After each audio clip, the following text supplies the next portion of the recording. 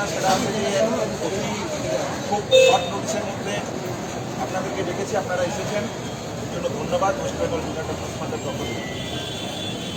যে জায়গাটা আজকে বলার মূলত সেটা হচ্ছে আরজিকর মেডিকেল কলেজে যে 9ই আগস্ট অভয়ার খুন এবং ধর্ষণ যে নারকীয় ঘটনা ঘটেছিল, সেই ঘটনার সাক্ষী সারা বাংলা সহ সারা বিশ্ব। আপনারা দেখেছেন জুনিয়র ডাক্তার ফ্রন্টের যে নেতৃত্বকে সামনে রেখে সারা বাংলার মানুষ, সারা বিশ্বের মানুষ, সারা পৃথিবীর মানুষ এই ঘটনাকে সামনে রেখে আন্দোলনে আন্দোলিত হয়েছে, উদ্যোগিত হয়েছে। রাস্তাঘাট, মাঠ ঘাট, সমস্ত জায়গায়, কলেজ, বিশ্ববিদ্যালয়, সমস্ত জায়গাতে অভয়ার ঘটনাকে কেন্দ্র করে ন্যায় বিচারের দাবিতে সবাই এগিয়ে এসেছে। ঠিক যখন 11 মাস পূর্ণ হতে চলছে, 1 বছর পূর্ণ হতে চলেছে, ঠিক সেই সময় ন্যায় বিচারকে কেন্দ্র করে যে 2-3টে প্রশ্ন এখনও প্রাসঙ্গিক হয়ে থাকছে, সেই প্রাসঙ্গিকতা আজকে আপনাদের সামনে প্রথমে বলে দিতে চাই। প্রাসঙ্গিকতা কি? প্রাসঙ্গিকতা হচ্ছে এক, যে আমরা বলেছিলাম এই ঘটনায় একাধিক ব্যক্তি জড়িত আছে। কেন বলেছিলাম? আপনারা একটা সাধারণ কমন সেন্স থেকে ভেবে বলুন যে স্মুতারি, থ্রটলিং এবং অ্যাসল্ট, এই 3টে কাজ একজন ব্যক্তি কীভাবে করতে পারে?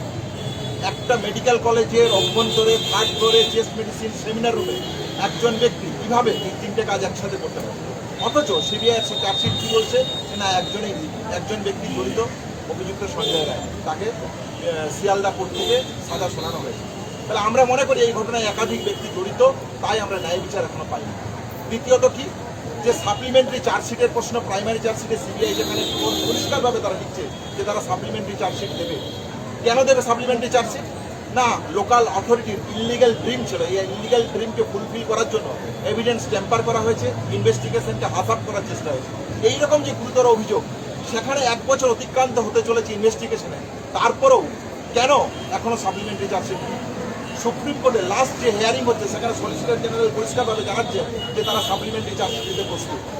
তারা হাইকোর্টে পরিষ্কারভাবে জানাচ্ছেন যে সাপ্লিমেন্টারি তারা দিতে প্রস্তুত, কিন্তু কবে, কতদিন পর বেরোলে সাপ্লিমেন্টারি চার্জশিট তারা দিতে পারবে? না আদৌ তারা সাপ্লিমেন্টারি চার্জশিট দেওয়ার যে প্রতিশ্রুতি দিচ্ছে সেই প্রতিশ্রুতি আদৌ সত্য না ভুয়ো, এই প্রশ্ন থাকছে। তাহলে এই যাবতীয় যে প্রশ্নগুলো আছে এখনও ন্যায় বিচারের ঘটনাকে কেন্দ্র করে, এবং এর পাশাপাশি আমরা যে সামগ্রিক দাবি তুলেছিলাম যে দ্বিতীয় অভয়া যাতে না হয়, আমরা কেন বলেছিলাম দ্বিতীয় অভয়া যাতে না হয়, আমরা কেন এই দাবি রেখেছিলাম, সেই প্রাসঙ্গিকতা আজ পশ্চিমবাংলার প্রত্যেকটা মেডিকেল কলেজ, জেনারেল কলেজের অভ্যন্তরে। কেন বলছি আমরা এই কথা? আপনারা দেখেছেন থ্রেড কালচারের কথা, আপনারা দেখেছেন কলেজ বিশ্ববিদ্যালয়গুলোর ভিতরে শাসক দলের ছাত্র সংগঠনের দ্বারা কি পরিস্থিতি কলেজ ক্যাম্পাসগুলোকে তৈরি করেছে। মহামান্য আদালত থেকে পরিষ্কারভাবে তাদেরকে বলা হচ্ছে যে এই শাসক দল আশ্রিত যে ইউনিয়ন রুমগুলো আছে সেই ইউনিয়ন রুমগুলোকে বন্ধ করে দেওয়া হয়, কলেজে কলেজে ছাত্র সংসদ নির্বাচন বন্ধ হয়ে গেছে। তাহলে এই যে সামগ্রিক পরিস্থিতি, যে পরিস্থিতি থ্রেড কালচারকে একটা জায়গায় জন্ম দিচ্ছে, সৃষ্টি করছে, এবং এই ধরনের ঘটনার সামগ্রিক যে ভিত্তি, সেই ভিত্তি হচ্ছে এই কলেজ ক্যাম্পাসগুলো। সেই জন্য আমরা দাবি তুলেছিলাম যে কলেজ ক্যাম্পাসগুলোতে গণতান্ত্রিক পরিবেশ থাকা প্রয়োজন।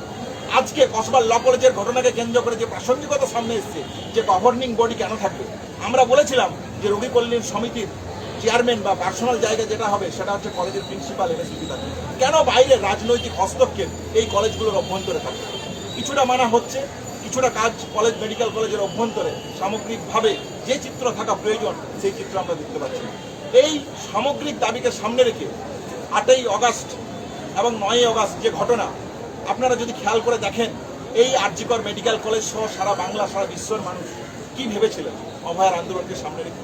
তারা অভয়ার ন্যায় বিচার চেয়ে সড়ক, রাস্তা, সমস্ত জায়গাতে বিভিন্ন পেন্টিং, চিত্রকলা, বিভিন্ন আর্ট, বিভিন্ন সমাজের মাধ্যমে তারা তাদের প্রতিবাদের ভাষা তুলে ধরেছেন চলমান অভয় আন্দোলনের মধ্যে। আমরা সেই স্মৃতিকেই, সেই যে যন্ত্রণার রাত 9ই অগাস্ট, যে 8 থেকে 9ই অগাস্ট অভ্যন্তরে যখন আরজিকর মেডিকেল কলেজের অভ্যন্তরে এই ঘটনা ঘটছে, আমরা মনে করি কোনো নাগরিক সমাজের পক্ষে এই অসহনীয়, অমানবিক জায়গা মেনে নেওয়া সম্ভব নয়। সেই জায়গা থেকে আমরা 8ই অগাস্টের রাত এবং 9ই অগাস্টের সারাদিন, মানে 12টার পর থেকে সারাদিন অবধি আমরা সামগ্রিক কর্মসূচি রাখার প্রস্তাব রাখছি। মশাল মিছিলের মাধ্যমে আমরা আমাদের কর্মসূচি শুরু করছি। 8ই অগাস্টের এই যে অভাবনীয়, অসহনীয় যে রাত, অমানবিক যে রাত, সেই রাতকে, সেই রাতের স্মৃতিকে আপনারা ফিরিয়ে আনুন। যে প্রতিবাদের ভাষা আমরা কলকাতা শহর সহ সারা বিশ্বের বাংলার দুয়ারে দুয়ারে আমরা যে প্রতিবাদের ভাষা আপনারা তুলে ধরেছিলেন, নাগরিক সমাজ তুলে ধরেছিল, সেই ধ্বনি সমস্ত কলকাতার শহরে রাস্তায় পথঘাটে বিভিন্ন সময় সরকার মুছে দিতে চেয়েছে, রাজ্য প্রশাসন মুছে দিতে চেয়েছে। সেই স্মৃতিকে ফিরিয়ে আনুন যে সমস্ত কলেজ ক্যাম্পাসগুলো যাতে একটা আপাত গণতান্ত্রিক পরিবেশের বজায় আমরা রক্ষা করতে পারি। সেই জায়গা থেকে আমাদের দুটি কর্মসূচির কথা আমরা ঘোষণা করতে চাই। 8 তারিখ মশাল মিছিল মাধ্যমে কলেজ স্কোয়ার থেকে আমাদের প্রতিবাদী মিছিলের মাধ্যমে আমরা শুরু করছি।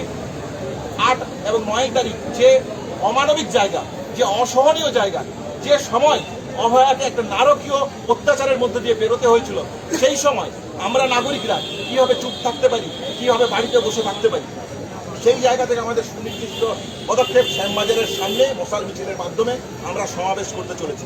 এই সমাবেশে সমস্ত মেডিকেল কলেজের শিক্ষক, শিক্ষিকা, টিচার, স্বাস্থ্যকর্মী, অস্থায়ী কর্মী, স্থায়ী কর্মী যারা আছে, সংবাদ মাধ্যমের থেকে শুরু করে সমস্ত নাগরিক সমাজ, সিনিয়র চিকিৎসক, জুনিয়র চিকিৎসক সবাই আসুন এই মিছিলে পা বাড়ান অভয়ার ন্যায় বিচারের দাবিকে সামনে রেখে। এর পাশাপাশি 9 আগস্ট বিকেল বেলা 5টা থেকে আমরা ফেড কালচার, সমস্ত কলেজের যে অবস্থা, সামগ্রিক যে অবস্থা, সেই